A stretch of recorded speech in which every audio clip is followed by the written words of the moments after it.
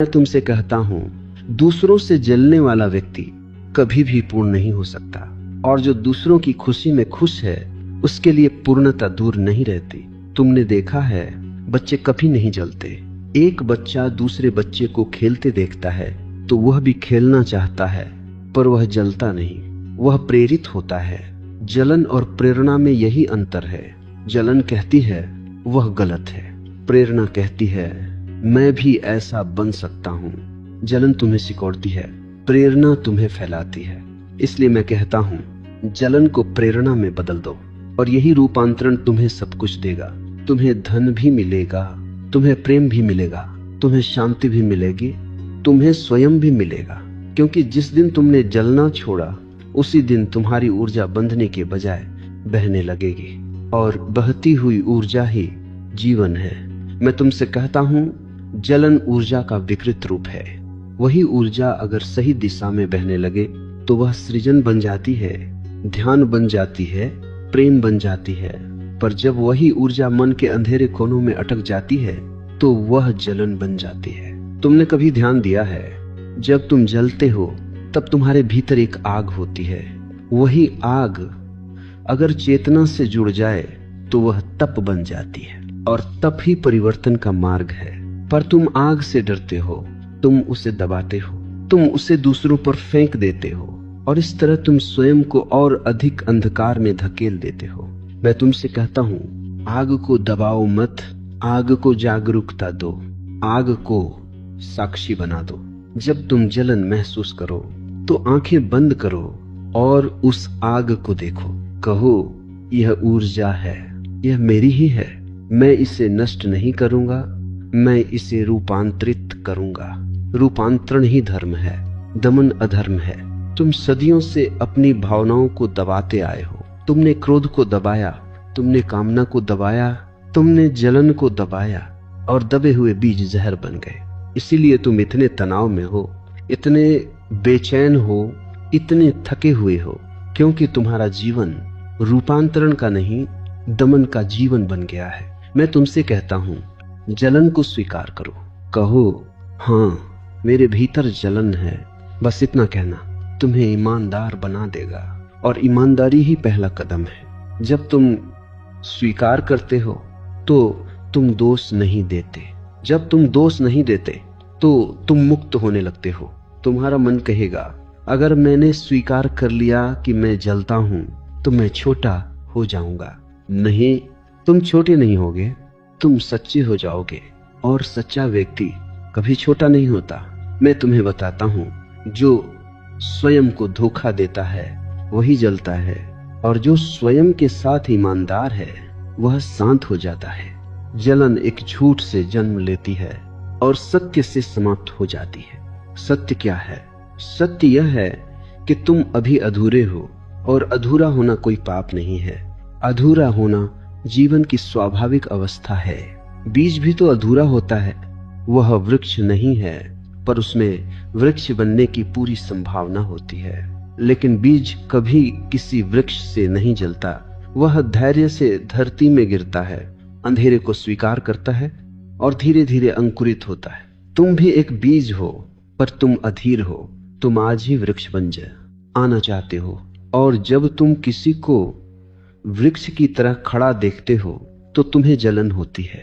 मैं तुमसे कहता हूं, धैर्य सीखो, प्रतीक्षा सीखो, प्रक्रिया पर भरोसा करो। हर व्यक्ति का समय अलग होता है, हर व्यक्ति की गति अलग होती है। तुम किसी और की घड़ी से अपना समय मत नापो। अगर तुम एक ही दिन में खेलने की कोशिश करोगे तो टूट जाओगे। फूल को भी समय लगता है। जलन अधीरता की उपज है, धैर्य जलन की मृत्यु है। मैं तुम्हें एक और दृष्टांत देता हूँ। 2 किसान थे। एक किसान रोज अपने खेत में जाकर बीज को खोद खोद कर देखता था अंकुर निकला या नहीं। दूसरा किसान बीज बोकर, पानी देकर शांत होकर घर चला जाता था। पहला किसान बेचैन था, दूसरा किसान शांत था। कुछ दिनों बाद पहले किसान के खेत में कुछ भी नहीं उगा, क्योंकि उसने बीज को बार बार खोद कर नष्ट कर दिया। दूसरे किसान के खेत में हरे हरे अंकुर निकल आए। पहला किसान दूसरे से जलने लगा और उसने कहा, तुम भाग्यशाली हो। दूसरे ने कहा, नहीं, मैं धैर्यवान हूं। तुम्हारी जलन भी इसी अधीरता से आती है। तुम परिणाम जल्दी चाहते हो, बिना प्रक्रिया को जिए। मैं तुमसे कहता हूं, जो प्रक्रिया को जीता है वह परिणाम से मुक्त हो जाता है, और जो परिणाम के पीछे भागता है वह जलन में फंस जाता है। तुम पूछते हो, जब कोई आगे निकल जाए तो क्या करे? मैं कहता हूं, खुश हो जाओ, क्योंकि किसी का आगे निकलना यह सिद्ध करता है कि आगे जाना संभव है। अगर कोई भी आगे न जाता तो तुम्हारे भीतर आशा कैसे जन्म लेती? दूसरों की सफलता तुम्हारी संभावना का प्रमाण है, तुम्हारी असफलता का नहीं। लेकिन तुम्हारा मन इससे उल्टा समझता है। वह कहता है वह आगे है इसलिए मैं पीछे हूं। नहीं, तुम बस अपनी गति से चल रहे हो। मैं तुमसे कहता हूं, दूसरे को देखो आईने की तरह, तलवार की तरह नहीं। तलवार की तरह देखोगे तो तुम घायल हो जाओगे, आईने की तरह देखोगे तो तुम जाग जाओगे। हर व्यक्ति तुम्हें तुम्हारे बारे में कुछ बताने आता है, और जलन विशेष रूप से ये बताने आती है कि तुम अपने जीवन से दूर हो गए हो। इसीलिए जलन को धन्यवाद दो। कहो, तू मुझे याद दिलाने आई है कि मुझे अपने भीतर लौटना है। जिस दिन तुम जलन को शत्रु नहीं गुरु की तरह देख लोगे, उसी दिन उसका अस्तित्व समाप्त हो जाएगा, क्योंकि गुरु तुम्हें आगे ले जाता है और जलन भी वही कर रही है। अगर तुम समझ सको, मैं तुमसे कहता हूं, दूसरों से जलना बंद करो और अपने जीवन की जिम्मेदारी लो। जिस दिन तुमने कहा मेरी अवस्था का उत्तरदायित्व मैं हूं, उसी दिन तुम मुक्त होने लगोगे। फिर तुम किसी को दोष नहीं दोगे, फिर तुम किसी से तुलना नहीं करोगे, फिर तुम शांति से अपने बीज को सिंचोगे। और याद रखना, जो अपने बीज को प्रेम से सिंचता है उसे वृक्ष बनने से कोई रोक नहीं सकता। मैं तुमसे कहता हूं, जब तक तुम दूसरों को जिम्मेदार ठहराते रहोगे तब तक तुम अपने जीवन के मालिक नहीं बन सकते। जलन हमेशा जिम्मेदारी से भागने का उपाय है। तुम कहते हो वह आगे है इसलिए मैं पीछे हूं, पर सत्य यह है मैंने अभी चलना पूरी तरह शुरू ही नहीं किया। यह वाक्य बहुत कठोर है पर बहुत मुक्तिदायक भी है, क्योंकि जिस दिन तुमने इसे स्वीकार कर लिया उसी दिन तुम्हारे हाथ में शक्ति आ जाती है। फिर तुम पीड़ित नहीं रहते, तुम सर्जक बन जाते हो। जलन तुम्हें पीड़ित बनाती है, चेतना तुम्हें सर्जक बनाती है। तुम देखते हो, पीड़ित हमेशा शिकायत करता है, दुनिया गलत है, लोग स्वार्थी हैं, भगवान अन्यायपूर्ण है, पर सर्जक कहता है मैं अपने जीवन का उत्तरदायी हूं। तुम्हारी जलन तुम्हें शिकायत करने वाला बना देती है, और शिकायत करने वाला व्यक्ति कभी आगे नहीं बढ़ सकता, क्योंकि उसकी ऊर्जा रोने में खर्च हो जाती है। मैं तुमसे कहता हूं, शिकायत को छोड़ो और सृजन को अपनाओ। जब भी तुम्हें किसी से जलन हो तो शिकायत मत करो। उस क्षण अपने आप से कहो, अच्छा तो मुझे अपने जीवन में कुछ रचना है। जलन का सही उपयोग सृजन में है। अगर किसी कवि से जलन हो तो कविता लिखो। अगर किसी साधक से जलन हो तो ध्यान करो। अगर किसी सफल व्यक्ति से जलन हो तो कर्म में उतर जाओ। जलन को कर्म में बदल दो। यही अल्केमी है, यही रूपांतरण है। मैं तुम्हें बताता हूं, जिस व्यक्ति ने जलन को कर्म में बदल लिया वह अजय हो जाता है, क्योंकि उसकी ऊर्जा नकारात्मक नहीं रहती, सृजनात्मक हो जाती है। तुम्हारा मन कहेगा, पर मैं कैसे करूं? मेरे पास तो प्रतिभा नहीं है। यह मन का बहाना है। हर व्यक्ति प्रतिभाशाली है, पर हर व्यक्ति ने अपनी प्रतिभा को पहचाना नहीं है। तुम तुलना में इतने उलझे हो कि तुमने खोज ही नहीं की कि तुम क्या हो सकते हो। मैं तुमसे कहता हूं, अपने भीतर एक प्रयोगशाला खोलो। जीवन को प्रयोग की तरह जियो। कोई अंतिम निष्कर्ष मत बनाओ। आज तुम कवि हो सकते हो, कल तुम चित्रकार हो सकते हो, परसों तुम ध्यानस्थ हो सकते हो। जीवन एक बहाव है, पर तुम उसे एक पहचान में बांध देना चाहते हो। जलन पहचान से आती है। तुम कहते हो मैं ऐसा हूं, और जब कोई तुमसे अलग और सफल दिखता है तो तुम्हारी पहचान को चोट लगती है, और वही चोट जलन बन जाती है। मैं तुमसे कहता हूं, पहचान को ढीला छोड़ दो। स्वयं को किसी एक लेबल में मत बांधो। तुम असीम हो। असीम व्यक्ति किसी से नहीं जलता, क्योंकि उसके लिए कोई भी सीमा नहीं है। तुम कहते हो वह मुझसे बेहतर है, पर यह कहना ही अपने को सीमित करना है। बेहतर और बदतर मन की भाषा है, अस्तित्व की नहीं। अस्तित्व में कोई तुलना नहीं है, वहां सिर्फ विविधता है। जैसे एक जंगल में हाथी है, हिरण है, पक्षी है, चींटी है। कोई बड़ा नहीं, कोई छोटा नहीं, सब अपने अपने ढंग से पूर्ण है। नो, पर मन जंगल नहीं है, मन बाजार है। बाजार में तुलना होती है, बाजार में प्रतिस्पर्धा होती है, बाजार में जलन होती है। अगर तुम बाजार से बाहर आ सको तो तुम जंगल में प्रवेश कर जाओगे, और जंगल में शांति है। मैं तुमसे कहता हूँ, अपने जीवन को बाजार मत बनाओ, उसे मंदिर बनाओ, जहाँ हर अनुभव पूजा बन जाए। तब तुम किसी से नहीं जलोगे, क्योंकि पूजा में तुलना नहीं होती। मैं तुम्हें एक और कहानी सुनाता हूँ। एक बार दो कलाकार थे, एक चित्रकार और एक मूर्तिकार। दोनों एक ही राजा के दरबार में थे।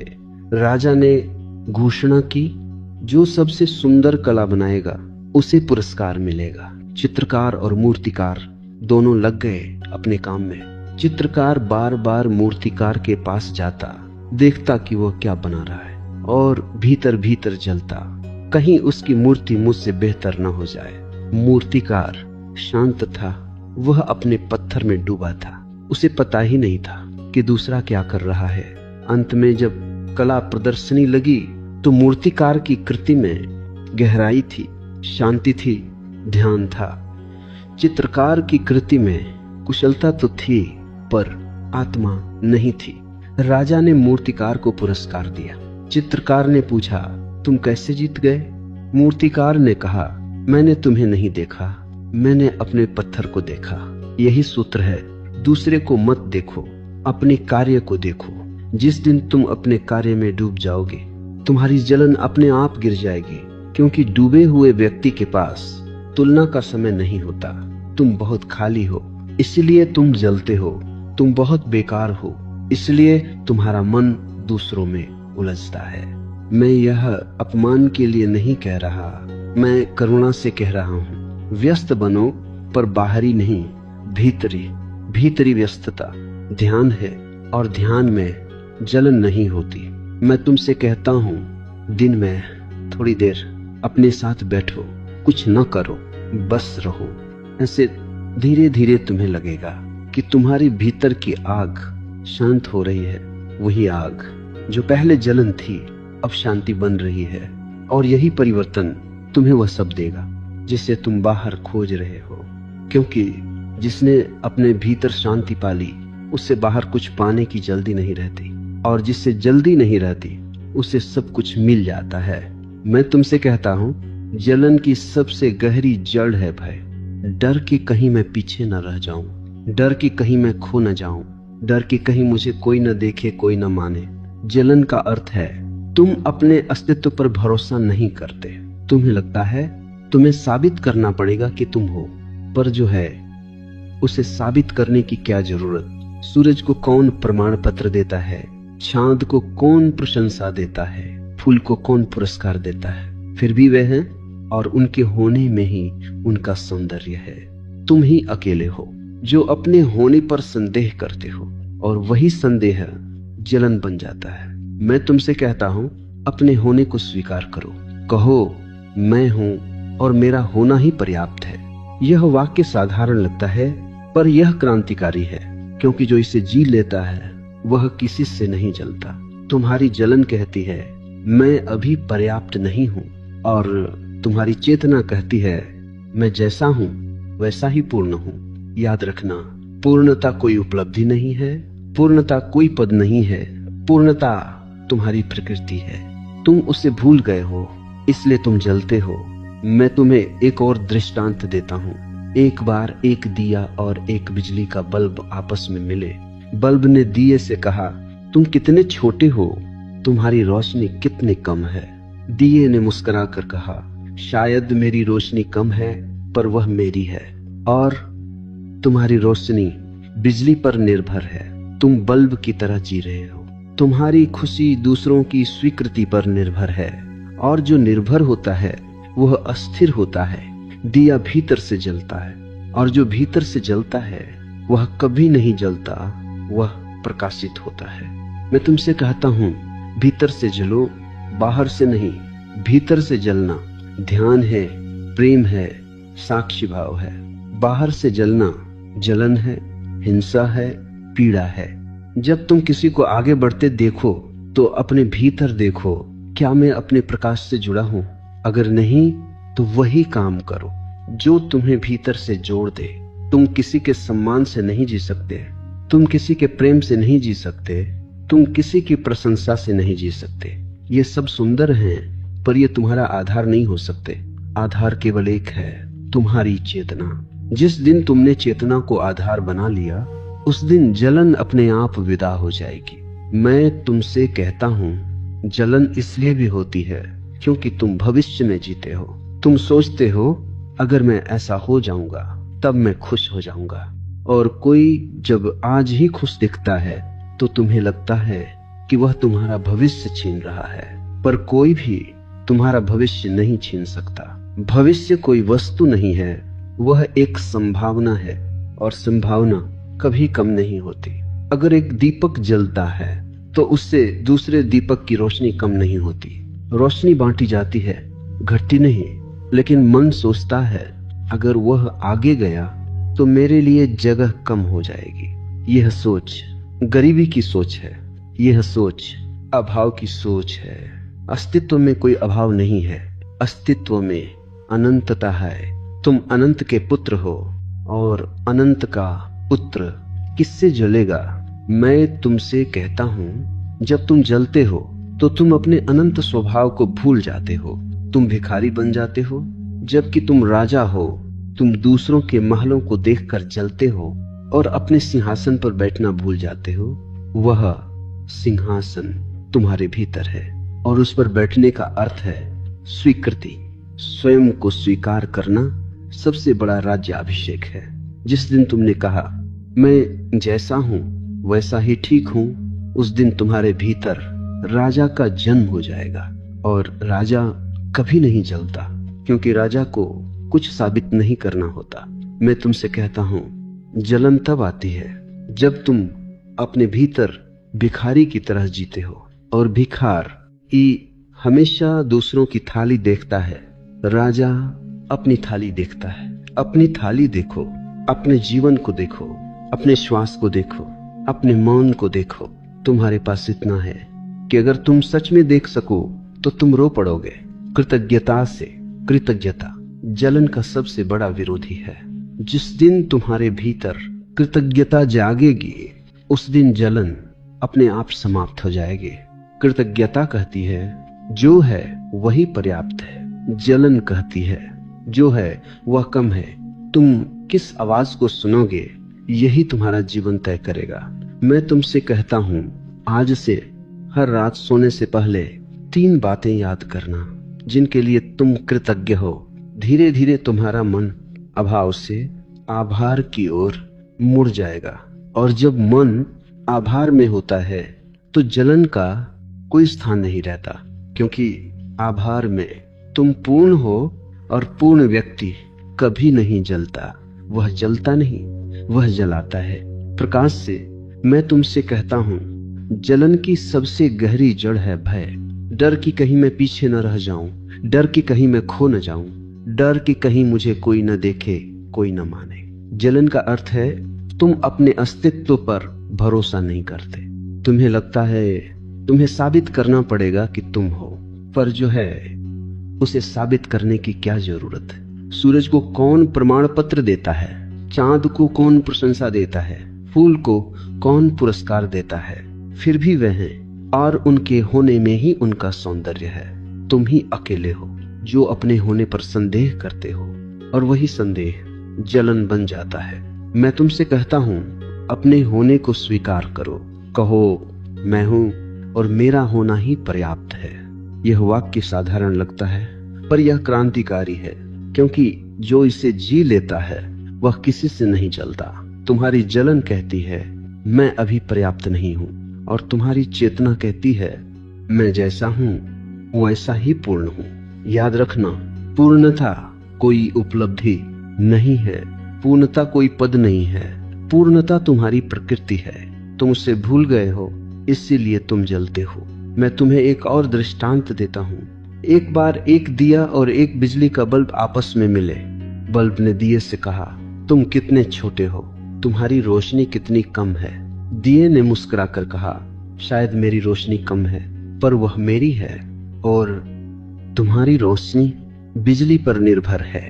तुम बल्ब की तरह जी रहे हो। तुम्हारी खुशी दूसरों की स्वीकृति पर निर्भर है, और जो निर्भर होता है वह अस्थिर होता है। दिया भीतर से जलता है, और जो भीतर से जलता है वह कभी नहीं जलता, वह प्रकाशित होता है। मैं तुमसे कहता हूँ, भीतर से जलो, बाहर से नहीं। भीतर से जलना ध्यान है, प्रेम है, साक्षी भाव है। बाहर से जलना जलन है, हिंसा है, पीड़ा है। जब तुम किसी को आगे बढ़ते देखो तो अपने भीतर देखो, क्या मैं अपने प्रकाश से जुड़ा हूं? अगर नहीं तो वही काम करो जो तुम्हें भीतर से जोड़ दे। तुम किसी के सम्मान से नहीं जी सकते, तुम किसी के प्रेम से नहीं जी सकते, तुम किसी की प्रशंसा से नहीं जी सकते। ये सब सुंदर है, पर ये तुम्हारा आधार नहीं हो सकते। आधार केवल एक है, तुम्हारी चेतना। जिस दिन तुमने चेतना को आधार बना लिया, उस दिन जलन अपने आप विदा हो जाएगी। मैं तुमसे कहता हूं, जलन इसलिए भी होती है क्योंकि तुम भविष्य में जीते हो। तुम सोचते हो, अगर मैं ऐसा हो जाऊंगा तब मैं खुश हो जाऊंगा। और कोई जब आज ही खुश दिखता है तो तुम्हें लगता है कि वह तुम्हारा भविष्य छीन रहा है। पर कोई भी तुम्हारा भविष्य नहीं छीन सकता। भविष्य कोई वस्तु नहीं है, वह एक संभावना है, और संभावना कभी कम नहीं होती। अगर एक दीपक जलता है तो उससे दूसरे दीपक की रोशनी कम नहीं होती। रोशनी बांटी जाती है, घटती नहीं। लेकिन मन सोचता है, अगर वह आगे गया तो मेरे लिए जगह कम हो आएगी। यह सोच गरीबी की सोच है, यह सोच अभाव की सोच है। अस्तित्व में कोई अभाव नहीं है, अस्तित्व में अनंतता है। तुम अनंत के पुत्र हो, और अनंत का पुत्र किससे जलेगा? मैं तुमसे कहता हूं, जब तुम जलते हो तो तुम अपने अनंत स्वभाव को भूल जाते हो। तुम भिखारी बन जाते हो जबकि तुम राजा हो। तुम दूसरों के महलों को देखकर जलते हो और अपने सिंहासन पर बैठना भूल जाते हो। वह सिंहासन तुम्हारे भीतर है, और उस पर बैठने का अर्थ है स्वीकृति। स्वयं को स्वीकार करना सबसे बड़ा राज्याभिषेक है। जिस दिन तुमने कहा, मैं जैसा हूं वैसा ही ठीक हूं, उस दिन तुम्हारे भीतर राजा का जन्म हो जाएगा।